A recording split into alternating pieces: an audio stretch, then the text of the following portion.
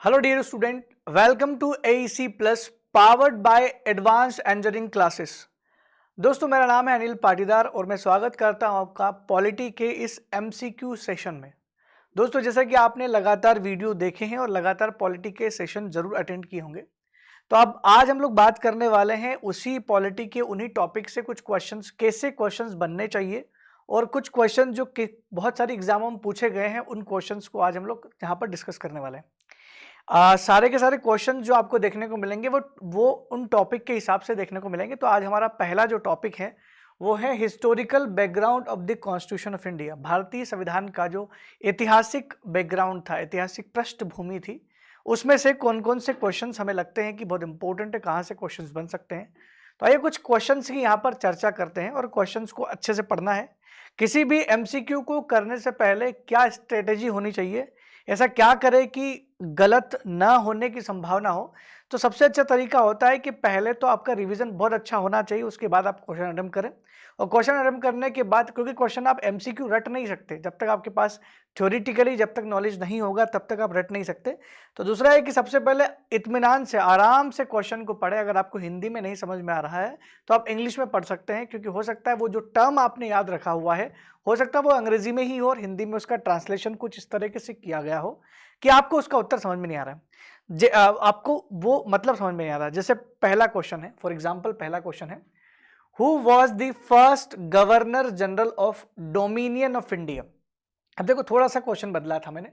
भारत के डोमिनियन के पहले गवर्नर, भारत डोमिनियन का मतलब क्या होता है? सबसे पहले क्या होता है, भारत के पहले गवर्नर जनरल दिमाग में रहता है, गवर्नर जनरल गवर्नर जनरल, तो दिमाग में रहता है कि भारत के पहले गवर्नर जनरल कौन थे। तो देखिए, भारत के पहले गवर्नर, जैसे लिखा ना भारत के पहले गवर्नर जनरल, तो भारत के पहले गवर्नर जनरल जो थे वो थे लॉर्ड विलियम बेंटिक। तो आपको ऑप्शन में दिख रहा होगा, लेकिन ज्यादातर लोग एकदम से इसको लगा देते हैं कि लॉर्ड विलियम बेंटिक लगा दिया ऑप्शन में, लेकिन ये गलत ऑप्शन है इसका, ये आंसर नहीं होगा। क्योंकि उसने पूछा तो है कि पहला गवर्नर जनरल किसका, वही भारत का, लेकिन ये शब्द ध्यान रखना है, डोमिनियन। क्या शब्द पूछा है? Who was the first governor general of dominion. ये डोमिनियन का मतलब क्या होता है? देखिए, 15 अगस्त 1947, ये डेट तो आपको याद ही होगा। 15 अगस्त 1947 को भारत आजाद तो हो गया था, लेकिन भारत और पाकिस्तान को जो बनाया गया था वो डोमिनियन राज्य का दर्जा दिया गया था। डोमिनियन स्टेटस शुरुआत मिला था जैसे ही 26 जनवरी को हमारा देश का संविधान लागू हो गया, हम पूरी तरह से फुली इंडिपेंडेंट हो गए। तो जैसे ही देश आजाद हुआ था तो उसको उस समय हमारे ऊपर गवर्नर जनरल हुआ करते थे, यानी हम अंग्रेजों के अंडर में ही काम कर रहे थे, भले हम स्वतंत्र हो चुके थे। डोमिनियन का मतलब होता है ऐसा स्वतंत्र देश जो जो जिस पर सर्वोच्च संस्था जो है, सर्वोच्च जो जो ओहदा है वो किसी दूसरे देश के आदमी के पास में, जैसे गवर्नर जनरल। तो 1947 में जब देश आजाद हुआ था तो लॉर्ड माउंटबेटन साहब ही भारत के, स्वतंत्र भारत के पहले गवर्नर बने थे। पहले एक क्वेश्चन पूछा जाता था कि स्वतंत्र भारत के पहले गवर्नर जनरल कौन, तो आंसर आता था लॉर्ड माउंटबेटन। लेकिन उसी को बदल के अगर ऐसा कर दिया जाए, ये डोमिनियन शब्द आ जाए, तो बिल्कुल नहीं घबराना है, क्योंकि आपका आंसर क्या होने वाला है, Lord Mountbatten is the right answer. तो लॉर्ड माउंटबेटन भारत का डोमिनियन राज्य का जो है, भारत डोमिनियन का क्या था, पहला गवर्नर जनरल था। मैं आपको कुछ चीज क्लियर करने के लिए यहाँ पर बता दूं कि कहाँ कहाँ से आपको क्या क्या चीजें याद रखना है, मैं लिख के बता देता हूं, ठीक है। नंबर 1, पहला, बंगाल का प्रथम गवर्नर जनरल। पहला क्वेश्चन तो है कि बंगाल का प्रथम गवर्नर जनरल कौन, तो आपको याद रखना है इसका आंसर होगा वॉरेन हेस्टिंग्स। वॉरेन हेस्टिंग, इसका नाम जरूर याद रखना। Warren Hasting was the first governor of Bengal. तो बंगाल का प्रथम गवर्नर कौन, वॉरेन हेस्टिंग्स। मैं दूसरा नाम लिख देता हूं, दूसरा है भारत का गवर्नर जनरल कौन, भारत का governor general of India, Bharat का प्रथम गवर्नर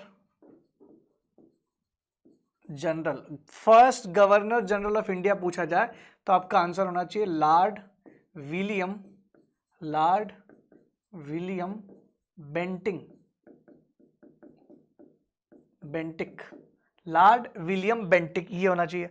तीसरा आना चाहिए भारत का प्रथम वायसराय, किसका? इंडिया का, इंडिया का प्रथम वायसराय, वायसरॉय। तो वायसरॉय कौन होगा भारत का प्रथम? वो होगा लॉर्ड कैनिंग, ये ध्यान रखना, Lord Canning was the first viceroy of India, ये। और चौथा होगा स्वतंत्र भारत का, भारत का प्रथम गवर्नर जनरल, ठीक है, जनरल, ये कौन होंगे? ये होंगे लॉर्ड माउंटबेटन। और जिस डोमिनियन की हम लोग बात कर रहे हैं, डोमिनियन की, ये डोमिनियन के भी होंगे, ठीक है। तो डोमिनियन मतलब वही स्वतंत्र भारत जो हुआ था, डोमिनियन बना था शुरुआत में। तो इस तरह के क्वेश्चंस आपसे आ सकते हैं, ये नाम याद रख लेना, काम याद रहेगा आपको। एक बात और बता दूं मैं आपको, जो जो आपको प्रथम दिख रहा है वो अपने ही सेक्टर का लास्ट भी था।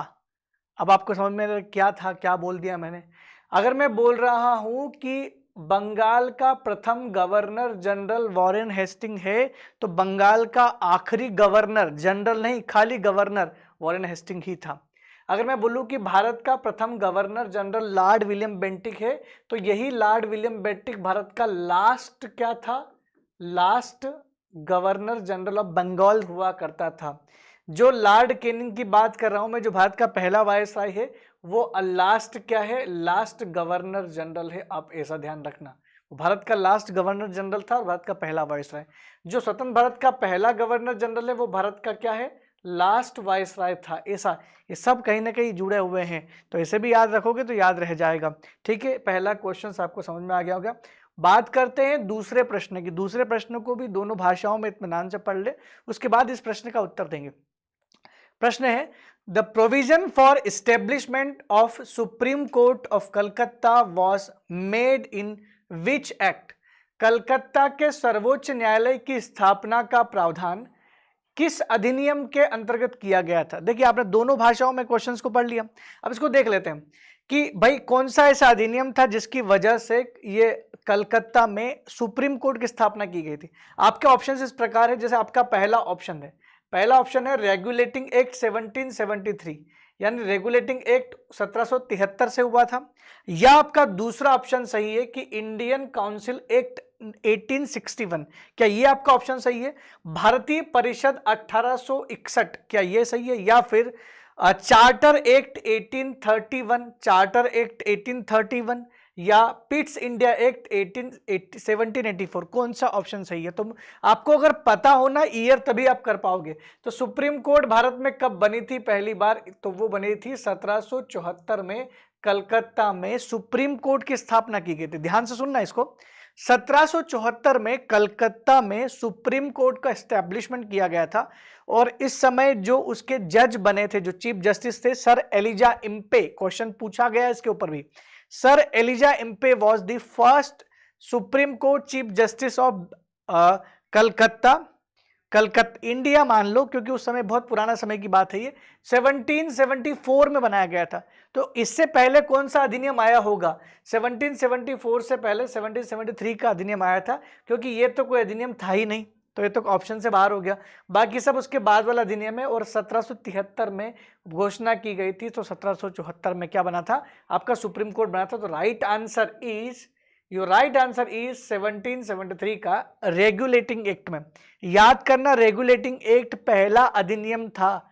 रेगुलेटिंग एक्ट भारत का पहला अधिनियम था जिसके द्वारा भारत में अंग्रेजों ने एडमिनिस्ट्रेशन के साथ, व्यापार के साथ साथ प्रशासन शुरू किया था। 1773 से ही चार्टर एक्ट का आना शुरू हो गया था। तो ये चीज आप जरूर याद रखिएगा। क्वेश्चन नंबर 3 की बात करते हैं, which act clearly distinguished between the commercial and political function of east India company? दोस्तों, मैंने आपको बताया था क्लास के दौरान कि भारत में सबसे पहले जब अंग्रेजों ने राज शुरू किया था, तो डायरेक्ट ब्रिटिश गवर्नमेंट ने राज नहीं किया था, एक इनडायरेक्ट रूल शुरू किया था, which is ruled by east India company, ये EIC क्या था? ये ईस्ट इंडिया कंपनी एक व्यापारिक कंपनी थी और उसी व्यापारिक कंपनी के साथ किस अधिनियम की में ईस्ट इंडिया कंपनी के वाणिज्यिक और राजनीतिक कार्यों को अलग कर लिया? देखो क्या हुआ था, मैं कहानी बताया तो बहुत सिंपल वे में। 1773 में भारत में अंग्रेजों ईस्ट इंडिया कंपनी को कंट्रोल करने के लिए, रेगुलेट करने के लिए सबसे पहला चार्टर एक्ट की सीरीज की शुरुआत होती है और पहला चार्टर एक्ट शुरू होता है 1773 के रेगुलेटिंग एक्ट से। ये आपने जरूर पढ़ा होगा, पहले ही वीडियो में आपको मिल जाएगा, ये पहले लेक्चर में पढ़ा था हम लोगों ने। 1773 में रेगुलेटिंग एक्ट की शुरुआत हुई थी और 1773 में बोला गया था कि कंपनी अगले 20 सालों तक अपना व्यापार और प्रशासन दोनों काम देखेगा। तो व्यापार और प्रशासन का जिम्मा जो था वो कंपनी के हाथ में आ गया था। ये कब की बात बता रहा हूं मैं? ये 1773 की बात बता रहा हूं। लेकिन जब लगा कि कंपनी एक ही कंपनी दो अलग अलग काम नहीं कर पा रही थी, तब क्या हुआ? Pitts the younger which was the prime minister of Britain, Britain के prime minister Pitts the younger साहब ने सोचा कि क्यों ना कंपनी के जो काम है उनको अलग अलग कर दिया जाए, उनको डिस्टिंग्विश कर दिया जाए। तो कंपनी के दोनों काम को अलग करने के लिए उन्होंने 1784 में एक एक्ट लाए थे, वो जिसका नाम था 1784 का पिट्स इंडिया एक्ट। इस 1784 के पिट्स इंडिया एक्ट में उन्होंने दो अलग अलग बॉडीज तैयार की थी।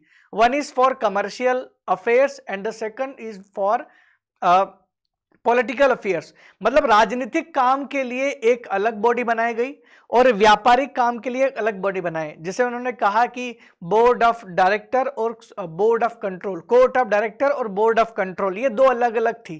ठीक है, तो कोर्ट ऑफ डायरेक्टर और बोर्ड ऑफ कंट्रोल, ये कमर्शियल और पॉलिटिकल दोनों कार्यों को देखने के लिए अलग अलग सेपरेट बॉडी बनाई गई थी, which is called dual government कहा गया था इसको। ठीक है, इसको डायरकी नहीं बोलते, लेकिन इसको ड्यूअल गवर्नमेंट, डबल गवर्नमेंट कहा गया था। तो दूसरे का ऑप्शन आपके सामने आ गया, क्या? Pitt's India act is the right answer. ठीक है, ये इसका सही उत्तर है। नेक्स्ट है क्वेश्चन नंबर 4।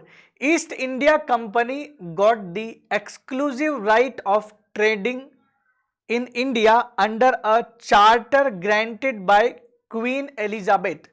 किस अधिनियम के अंतर्गत क्वीन एलिजाबेथ द्वारा दिए गए चार्टर के तहत ईस्ट इंडिया कंपनी को भारत में व्यापार का विशेष अधिकार मिला? पहली बात तो ये कि जब अंग्रेज पहली बार भारत में आए थे तब ब्रिटेन की महारानी कौन थी, ये उत्तर आपको मिल गया होगा। ब्रिटेन की महारानी कौन थी? क्वीन एलिजाबेथ महारानी थी। जब इंग्लैंड में पहली बार आए तो वो एक रॉयल चार्टर लेकर के आए और उस रॉयल चार्टर का नाम, उस रॉयल चार्टर को 1600 ईस्वी में क्वीन एलिजाबेथ द्वारा दिया गया था। क्वीन एलिजाबेथ वाला, इसको बोलते हैं व्यापारिक एकाधिकार लेकर के आए थे। व्यापारिक एकाधिकार लेकर के आए थे, एकाधिकार लेकर के आए थे। इसको क्या बोला जाता है? इसको बोला जाता है trade monopoly. Trade monopoly, trade monopoly. Trade monopoly का मतलब होता है कि ईस्ट इंडिया कंपनी जो होगी वो ब्रिटेन के ईस्ट साइड में जितने भी देश होंगे वहां से व्यापार कर सकती है। इंग्लैंड की कोई दूसरी कंपनी इनके कंपटीशन में नहीं जाएगी, इनकी एकाधिकार मोनोपोली रहेगी, इसके अलावा कोई नहीं जा सकता। तो मोनोपोली मतलब बिजनेस करने में और आसानी, आपके कॉम्पिटिटर ही नहीं रहेंगे। और ये मोनोपोली कब खत्म हुई थी, समाप्त कब हुई, ये भी ध्यान रखना। ये मोनोपोली समाप्त हुई थी पूरी तरह से 1833 में समाप्त हुई। 1600 से जो अधिकार ईस्ट इंडिया कंपनी को मिला था 1833 में जाकर के वो समाप्त कर दिया गया था। तो ईस्ट इंडिया कंपनी व्यापार कब से कर रही थी? 1600 से कर रही थी। ईस्ट इंडिया कंपनी शासन कब से करने लगी? 1773 से शुरू किया था, ये ध्यान रखना आप। 1773 नहीं तो कम से कम ये बोल सकते हैं कि प्लासी के युद्ध के बाद से उन्होंने अपना काम शुरू कर दिया था। ठीक है, बात करें अगर पांचवें क्वेश्चन, नेक्स्ट क्वेश्चन की बात करें। नेक्स्ट क्वेश्चन है which of the following action is also called the act of settlement. इसको हिंदी में कई बार क्या होता है कि हिंदी में जब ट्रांसलेशन किया जाता है तो ट्रांसलेशन कुछ इस तरीके से हो जाता है कि हम लोग पढ़ के कुछ और जाते हैं और ट्रांसलेशन कुछ और दिखाता है, और ये समस्या बहुत जगह आती है। इसलिए एक एग्जाम्पल के तौर पर मैंने आपको यहाँ पर बताने का प्रयास किया है, इसको निपटान अधिनियम, लेकिन एक्चुअल में इसको निपटान अधिनियम किताबों में क्या लिखा है? किताबों में इसको लिखा हुआ है एक्ट ऑफ सेटलमेंट ही कहा जाता है। इसको बोला जाता है संशोधन का अधिनियम, संशोधन का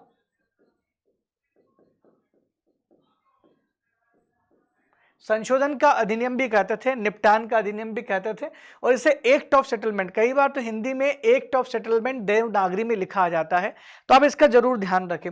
अगर हम लोग बात करें इसके ऑप्शंस की कि किसे कहा जाता था, तो क्या रेगुलेटिंग एक्ट 1773 को कहा जाता था, क्या अमेंडिंग एक्ट 1781 को कहा जाता था, संशोधन अधिनियम 1781 को, या पिट्स ऑफ इंडिया एक्ट 1784 को, या फिर चार्टर एक्ट 1833 को।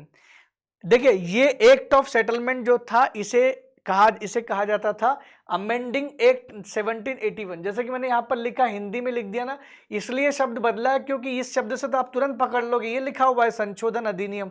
संशोधन का अधिनियम किसे? संशोधन अधिनियम 1781 का जो अधिनियम लाया गया था, ये कोई चार्टर एक्ट नहीं था। चार्टर एक्ट की बात दिमाग में ध्यान रखना, चार्टर एक्ट की शुरुआत 1773 से हुई थी, बिल्कुल सही बात है, और 1773 से हर 20 साल में चार्टर एक्ट आने वाले थे। तो पहला चार्टर एक्ट 1773 में आया, तो दूसरा 93 में आने वाला था, तीसरा 1813 में, चौथा 1833 में, और पांचवा 54 में आया था। ये जो 20-20 सालों का 18 नेक्स्ट जो है वो 53 में आया था, 54 में नहीं, ये 20-20 साल के गैप में आ रहे थे। तो 73 के बाद 81 में और 84 में कोई चार्टर नहीं था, ये तो एक सेटलमेंट हुआ था कुछ बदलाव करने के लिए। अगर चार्टर से पहले ही 20 साल बाद जो चार्टर आने वाला है उससे पहले कुछ बदलाव चाहिए तो क्या बोलेंगे, उसको हम लोग अमेंडमेंट एक्ट ही बोलेंगे ना। तो 1781 का जो एक्ट आया था उसमें सुप्रीम कोर्ट की कुछ पावर जो कि 1774 में ज्यादा जो दी गई थी, वो सुप्रीम कोर्ट कंपनी के मामलों में एक्स्ट्रा इंटरफेयर कर रही थी और कंपनी इसको नहीं चाहती थी। तो उस पावर को कम करने के लिए ये एक्ट ऑफ सेटलमेंट लाया गया था। इसमें और भी बातें हैं, लेकिन जो काम की बात है मैंने आपको बता दी। तो राइट आंसर क्या होगा आपका? Act of settlement is the right answer. इसी को बोलते हैं हम लोग एक्ट ऑफ सेटलमेंट, 1781 का अधिनियम। ठीक है, मैंने बताया पढ़ाते वक्त मैंने एक एक चीज क्लियर की थी, अगर आपने अच्छे से पढ़ा होगा तो आप समझ जाओगे। नेक्स्ट है क्वेश्चन नंबर 6, निम्नलिखित में से किसे सांप्रदायिक मतदाताओं के पिता कहा जाता है? Who is called in the following options, which is the following is known as father of communal electorate. Communal electorate का फादर किसे कहा जाता है? अब ये शब्द अगर समझ में आ गया तो आप कर दोगे। देखिए कम्युनल इलेक्टोरेट का मतलब ये होता है कि किसी क्षेत्र में केवल कुछ ही लोगों को वोट देने का अधिकार देना। जैसे मान लो आपका कोई एरिया है जहां पर अलग अलग धर्म के लोग रहते हैं, लेकिन ये कहा जाए आपसे कि इस एरिया में चूंकि एक धर्म के लोगों की संख्या ज्यादा है बाकी कम है, तो ऐसे में केवल यही लोग जिनकी संख्या ज्यादा है वही चुनाव में भाग लेंगे। तो ऐसी प्रक्रिया को कहा जाता है, ऐसी प्रोसेस को कहा जाता है कम्युनल इलेक्टोरेट प्रोसेस। इसी को कहा जाता है सांप्रदायिक मतदान। तो सांप्रदायिक मतदान में क्या होता है कि ये हमें बांटने का प्रयास किया गया था। 1919 का अधिनियम, दोनों आपको याद रखना पड़ेगा, 1909, क्षमा करें मैंने 1919 कहा, 1909 का अधिनियम, 1909 का जो भारत परिषद अधिनियम था। कौन सा अधिनियम? भारत परिषद अधिनियम, इसको कहा जाता है इंडियन काउंसिल एक्ट। मैं लिख देता हूं, इंडियन काउंसिल एक्ट जो था 1919 का, जिसे मॉर्ले मिंटो सुधार के नाम से भी जानते हैं, मॉर्ले मिंटो रिफॉर्म के नाम से भी जानते हैं। इस मॉर्ले मिंटो रिफॉर्म में मॉर्ले के साथ मिंटो थे, जो मिंटो साहब थे, ये मिंटो साहब ने क्या किया था, मिंटो साहब ने एक ये नई प्रोसेस वो लेकर के आए थे कि क्यों ना हम मुस्लिमों को अलग से कम्युनल इलेक्टोरेट दे दे। तो जिन एरियो में मुस्लिम लोगों की संख्या ज़्यादा थी वहाँ पर हिंदुओं और अन्य किसी भी धर्म के लोगों को वोट देने का अधिकार नहीं था, वहाँ पर वोट केवल उसी धर्म के लोग दे रहे थे। इसको बोलते हैं सांप्रदायिक के आधार पर वोटों का विभाजन करना, प्रतिनिधित्व का विभाजन करना, इसको बोलते हैं सांप्रदायिक प्रतिनिधित्व। तो फादर ऑफ कम्युनल इलेक्टोरेट किसको कहा जाता है? लॉर्ड मिंटो को कहा जाता है। 1919 को अधिनियम की वजह से ये हुआ था। और ये सुधार कब आया था? ये मॉर्ले, ये ध्यान रखना, मॉर्ले मिंटो रिफॉर्म, ये उसी समय की बात है, रिफॉर्म। ठीक है, तो लॉर्ड मिंटो जो थे वो वायसराय थे और मॉर्ले जो थे वो उस समय सेक्रेटरी ऑफ इंडियन स्टेट थे, सचिव थे, भारत के राज्य सचिव। ठीक है, तो ये कुछ क्वेश्चंस थे मैंने आपके सामने पेश किए हैं। इस तरीके के क्वेश्चन बिल्कुल आ सकते हैं, अच्छे से पढ़िए। और अगर आपने वीडियो बहुत अच्छे से देखा होगा तो आपके एक भी क्वेश्चन ऐसे नहीं होंगे जो आपसे नहीं बनेंगे। दोस्तों मैं आशा करता हूं कि आपको ये एमसीक्यू सेशन, जो वैसे तो इसमें ज्यादा एमसीक्यूज नहीं थे, लेकिन कभी कभार अगर इस बैकग्राउंड ऑफ कॉन्स्टिट्यूशन में से अगर एमसीक्यू आ गए तो आपसे बनने चाहिए। दोस्तों मिलते हैं अगले वीडियो में कुछ नए प्रश्नों के साथ, तब तक के लिए धन्यवाद।